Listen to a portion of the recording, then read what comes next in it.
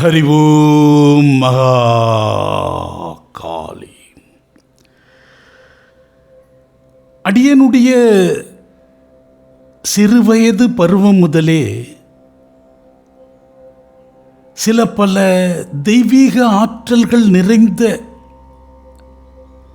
அவதூதர்களை தரிசிக்கக்கூடிய ஒரு பெரும் பாக்கியம் எமக்கு கிடைத்து வரத்தான் செய்கிறது. ஓரளவு வளர்ந்த பருவத்தில் திருவாரூரில் வாழ்கிற போது தட்சிணாமூர்த்தி சுவாமிகளுடைய மறு அவதாரமாக அறியப்பட்ட முனியன் சுவாமிகள் நிர்வாணமாக தெருக்களில் நடந்து போகிற அந்த காட்சிகளை இன்றளவும் மனக்கண்ணால் பார்க்க முடிகிறது. அந்த முனியன் சுவாமிகள் குறித்தான அனுபவத்தை அடியன் பேசிய போது அவர் எம்மை அடிக்க கைவோங்கி வந்தார். அதை கண்டு அச்சப்பட்டு ஓடிவிட்டேன். அன்றே அந்த அடியை நான் வாங்கியிருக்க வேண்டுமல்லவா என்கிற ஏக்கத்தை எந்த நிலையிலும் மனதாலும் சொற்களாலும் சொல்லி வருகிறேன். இப்படியாக விரல் விட்டு எண்ணும் அளவுக்கான சில பல விசேஷ மானுட நிலையிலிருந்து பல உயரம் மேம்பட்டு நிற்கக்கூடியவர்கள். பலவிதமான சொற்களால் அவர்களை சமூகம் அழைத்தாலும் அவர்கள் நாம் தரிசிப்பது ஒரு விதமான பாக்கியத்தின் விளைவாக மட்டுமே நிகழ்கிறது. பல லட்ச ஜனங்கள் வாழ்ந்து கொண்டிருக்கிற இந்த நெருக்கடி மிகுந்த சென்னை மாநகரத்திலும் இன்றளவும் தெய்வீக நிலையால் பெரும் நிலை பெற்றிருக்கக்கூடிய பெருமக்கள் அவதூதர்கள் வாழ்ந்து கொண்டுதான் இருக்கிறார்கள். அப்படியான ஒரு விசேஷ தெய்வீகம் நிறைந்த ஞானத்தால் பூரித்து நிற்கக்கூடிய இருவரை அண்மை காலத்தில் அடியேன் தரிசிக்கும் பாக்கியம் பெற்றேன்.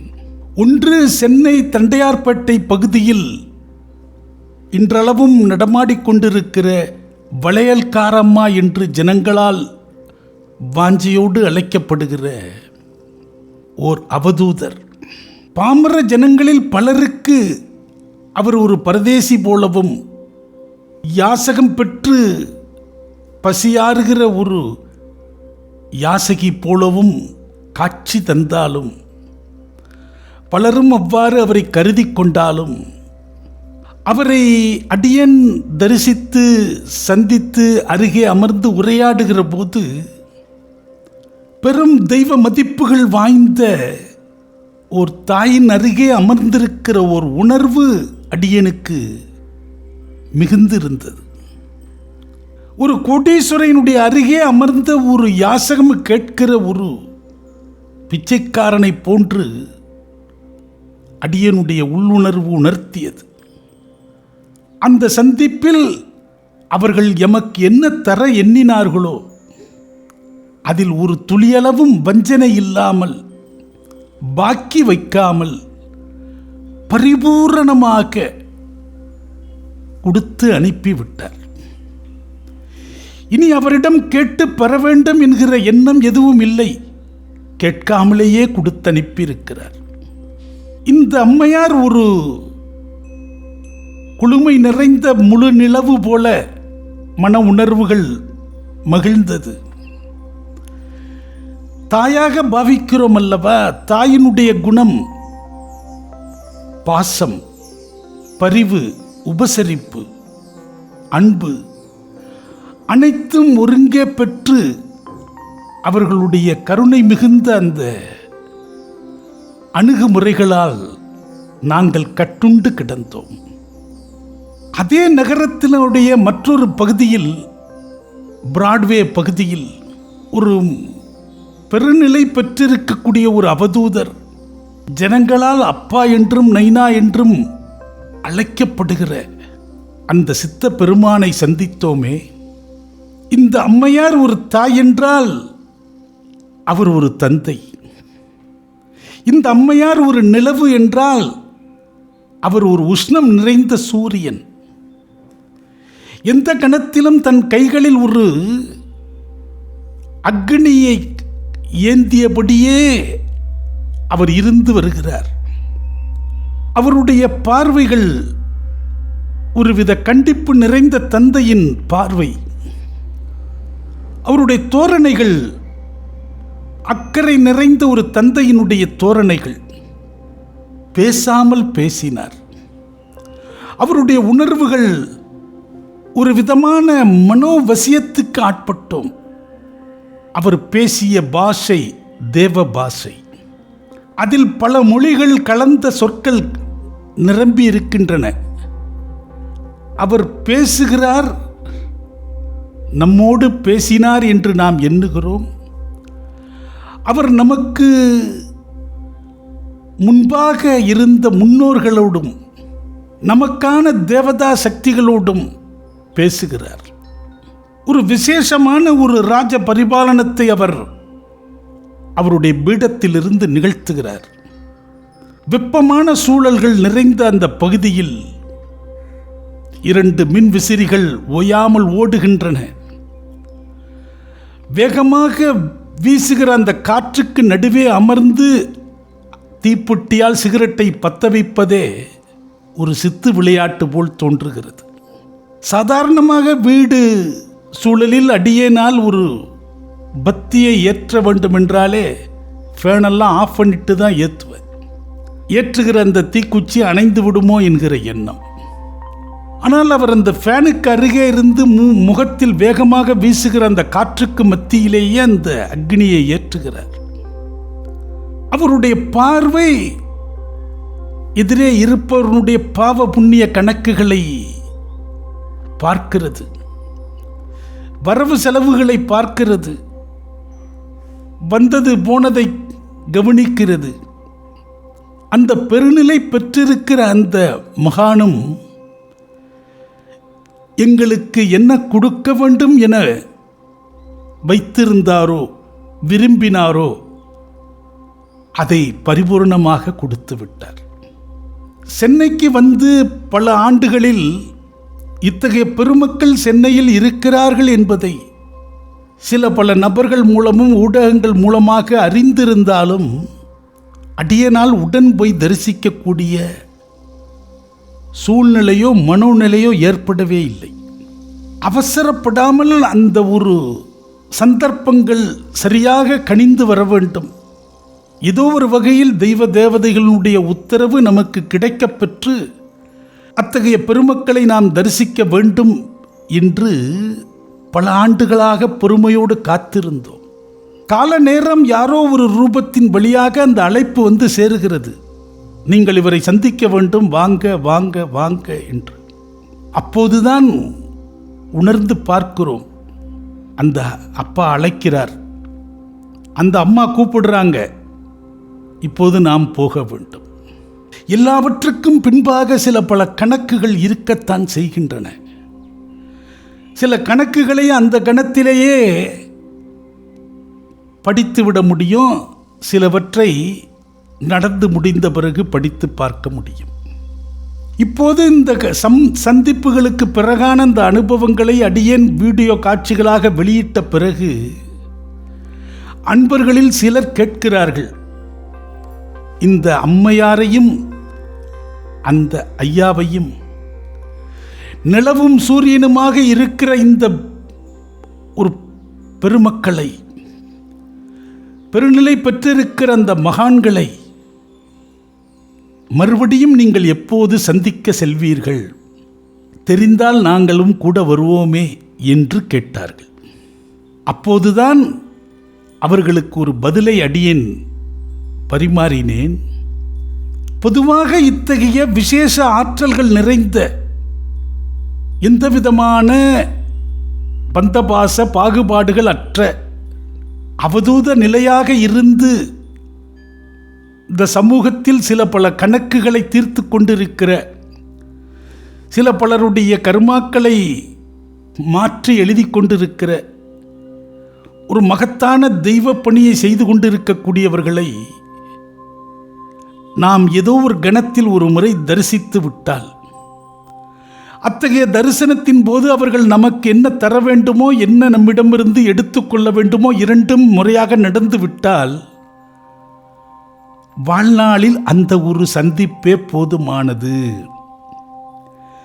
மறுபடி அவர்களை சந்திக்க நாம் முற்படுகிற போது அவர்களுடைய மனக்கண்ணில் ஒரு பேராசை பிடித்தவன் வந்துவிட்டான் என்று ஒருவேளை எண்ணக்கூடும். மறுபடி நம்மிடம் வந்து நிற்கிறானே, இவனுக்கு கொடுக்க வேண்டியதை கொடுத்தாகிவிட்டதே. பெரும் கூட்டமாக ஜனங்கள் கையேந்தி கொண்டிருக்கிற போது வாங்கியவனே மறுபடி வந்து கையேந்துகிறானே என்று சிலர் கோபம் கொண்டால் கொடுத்ததை பறித்து கொண்டு விட முடியும். உனக்கானது கொடுக்கப்பட்டு விட்டது, நீ போகலாம். இனி உன் சார்பு, உன் உறவு, உன் நட்பு என்று உன்னை பரிந்துரைத்து கொண்டு, உன்னை முதன்மைப்படுத்தி கொண்டு நீ முன்வந்தால் அது உன்னுடைய ஆணவமாகவோ உன்னுடைய ஆளுமையாகவோ பார்க்கப்பட்டுவிடும் என்கிற ஒரு இலக்கணங்கள் இத்தகைய பெரியோர்களை தரிசிக்கிற விஷயத்தில் மறைபொருளாக இருக்கிறது.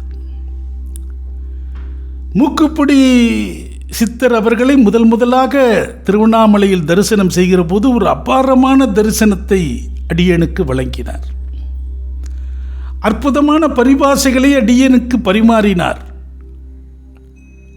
அந்த ஒரு மயக்கம், அந்த ஒரு போதை, மறுபடி அவரை தரிசிக்க வேண்டும் என்கிற ஈர்ப்பு ஏற்பட திருவண்ணாமலை போகிறேன் என்று சொல்கிற போதெல்லாம் கூட 4 பேரை அழைத்து கொண்டு அவரிடம் சென்றேன். அதில் நல்லவர்கள் இருந்தார்கள், இல்லாதவர்களும் இருந்தார்கள்.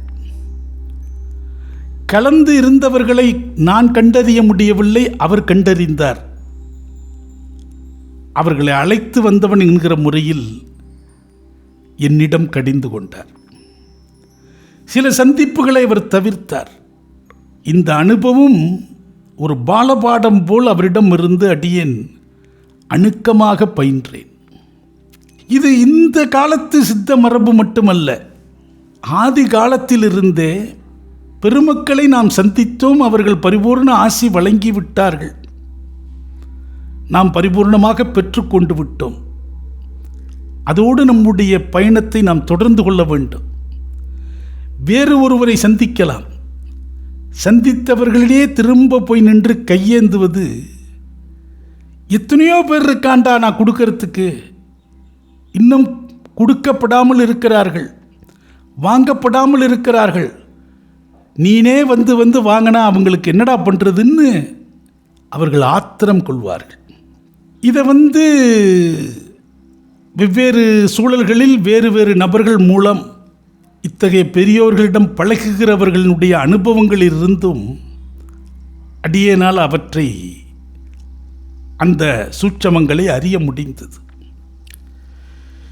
சில அவதூதர்களை சிலர் அவர்களுடைய உதவியாளராக, பராமரிப்பாளராக இருப்பார்கள், அவர்கள் சந்திப்பார்கள். ஆனாலும் அவர்கள் தங்களுடைய எல்லையை, தங்களுடைய நிலையை கடக்காமல், தங்களுக்கான கட்டுப்பாடுகளை மீறாமல் இருக்கும் வரை அவர்களோடு இருப்பார்கள். இப்படி பல விஷயங்கள் அதன் பின்பே இருக்கிறது. மறுபடி அவர்களிடமிருந்து அவர்களே ஏதோ ஒரு ரூபத்தில் அழைத்தால்தான் நாம் செல்லலாமே ஒழிய, நமக்கு அது ஒரு கொண்டாட்ட உணர்வை தருகிறது என்பதற்காக நேரம் கிடைக்கிற போதெல்லாம் போய் நிற்கிறது சில நேரங்களில் எதிர்விளைவை தந்துவிடும். அதனால் இது போன்ற வினா கேட்டவர்களிடம் அடியேன் விவரித்தேன். இனி ஒரு முறை அவர்களை சந்திக்கக்கூடிய வாய்ப்பு அவர்கள் அனுமதி இல்லாமல் ஏற்படாது. இந்த அனுபவத்தை பகிர்ந்ததனுடைய நோக்கம், அவரவர் உள்ளத்தில் நாம் இதை போய் இவரை பார்க்கலாம்னு எண்ணினால் போய் பார்க்கட்டும், நீங்கள் போய் பாருங்க, உங்களுக்கு அந்த பிரச்சனை தீரும், இந்த பிரச்சனை தீரும், திருமண பாக்கியம் ஏற்படும், குழந்தை பாக்கியம் ஏற்படும், இந்த மாதிரியான பிரச்சாரங்கள் செய்வதே ஒரு பிழையான விஷயம். இது இந்த பக்தியில் ஒரு மௌனம் கடைபிடிக்க வேண்டும். என்ன கொடுத்தார்கள், என்ன எடுத்தார்கள் என்பது இருவருக்கு மட்டும் தெரிந்த வகையாக இருக்க வேண்டும். வெளியில் பிரபலப்படுத்தி கொள்ளக்கூடிய விஷயங்களும் அல்ல. சிலர் மாறுபட்ட கருத்துடையவர்களாக இருப்பார்கள், மாயாஜாலங்களை எதிர்பார்க்கக்கூடியவர்களாக இருப்பார்கள். மாறுபட்ட கருத்தை, அவதூறுகளை அல்லது அவமதிப்பான சொற்களால் சந்தித்த பிறகு வர்ணிப்பார்கள். இதெல்லாம் அழைச்சிட்டு போனவனுக்கு தோஷமாக மாறிவிடும். அதனால் இந்த அவதூதர்களை தரிசனம் செய்வது என்பது அவருடைய உள் உணர்வு உந்தப்பட்டு அவர்களாக எழுந்து போய் பார்க்க வேண்டிய ஒரு செயல். இது போன்ற விஷயங்கள் இங்கெல்லாம் இருக்கிறது. இப்படியான பெருநிலை பெற்றவர்கள் இங்கெல்லாம் தற்காலத்தில் வாழ்ந்து கொண்டிருக்கிறார்கள் என்பதை நாம் சொல்லலாம், காட்டிக் கொடுக்கலாம். அதோடு அந்த கடமை முடிந்தது. ஹரி ஓம் மகா